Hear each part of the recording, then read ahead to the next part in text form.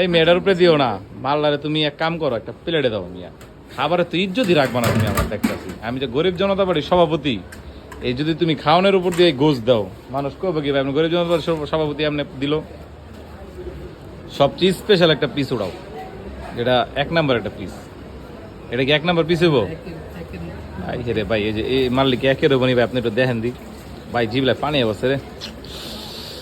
ইস কি খাওন রে, লোভ সামলাইতেছে না। না থাকা আর দিও না,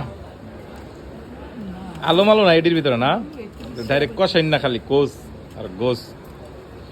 আরে গরিব জনতা পার্টির লগে থাকো, যা আছে কপালে কিন্তু ভোট ঠোট দিবা।